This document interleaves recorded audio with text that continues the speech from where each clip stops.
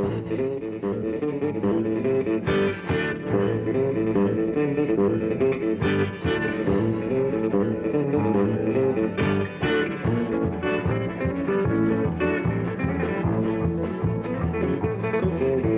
tell you all a story about a country boy from Maine. And if you're into racing, you recognize his name. He started driving them stock cars when he was just a kid. Like a firecracker in a can, he blew off the lid.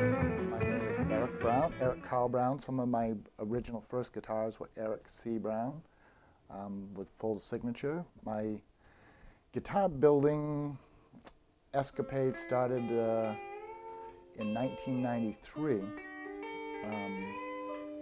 Pretty much through being a musician since I was a teenager.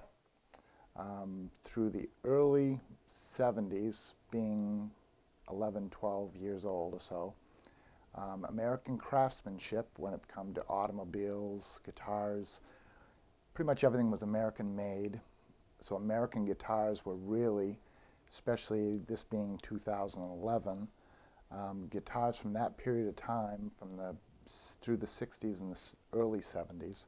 So today, companies like Fender, Gibson, Martin, which are the benchmarks today, those guitars are thousands and thousands of dollars in value. So being a kid back at that period of time, playing those instruments, I was intrigued to take them apart and look at them and see why they did what they did. So learning how to play and playing in bands, I learned to work on other guys' guitars, and so finally at one point I decided to put my skills together. Smashed one of my guitars by accident by running it over. I decided to rebuild it. Starting in 1995 till today, at about 890.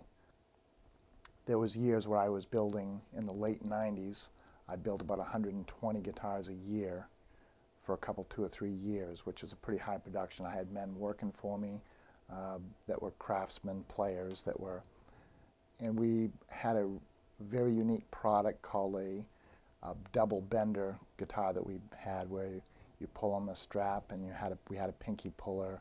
We had patents that we bought for the pinky puller. So I finally kind of hit my mark in '96 with these double bender guitars. A lot of studio players down in Nashville, Austin, Texas, Branson, Missouri, over in London were using these guitars in the studio. Yeah, raised straight up in Newburgh, an old country boy at heart.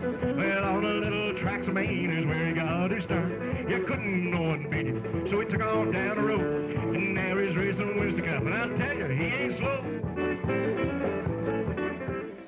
It was a struggle for me to keep going, and I did a lot of shows, going to big trade shows, seeing that I was one of the few hand-built. I was not buying my parts from overseas. There's a lot of builders, especially today, that say that they're guitar builders when they're buying everything from all over the world, because the internet coming along allowed that to happen.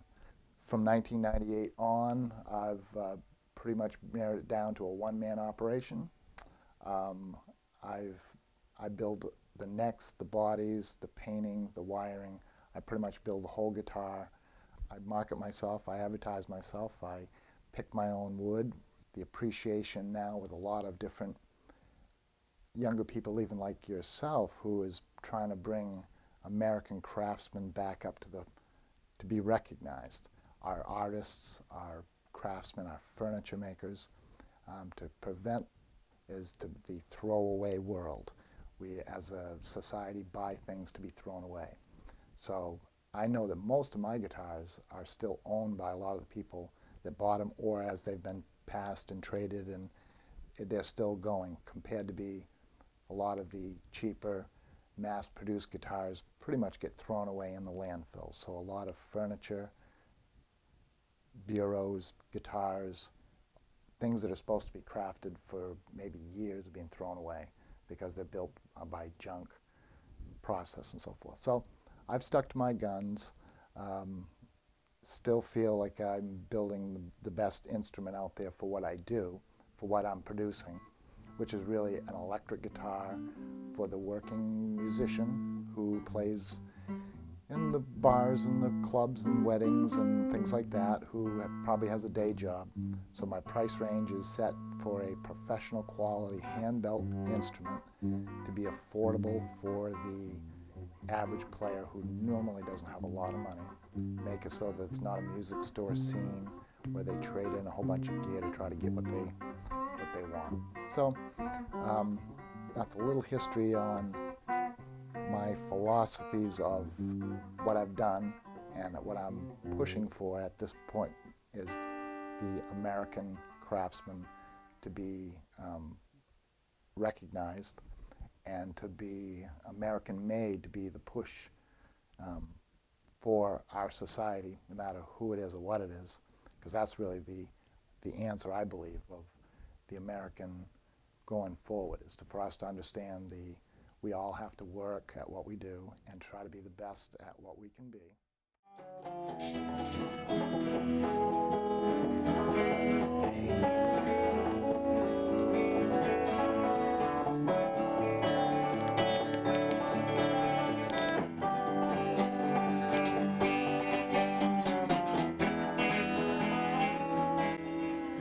Brown guitar means it's roadworthy. You can throw it in the back of the vehicle, take it out, it's in tune, you play it, you do your job, you make money, you throw it back in the back seat, and you go home. It's 2 below zero, you grab it, you throw it in the house, and it's ready for the next time. And if there's anything goes wrong with it, you don't have very far to go, and it can be fixed. It's a very repairable, fixable workhorse. That's it. They make money, they look good, and they'll make somebody money, and they won't cost somebody a fortune.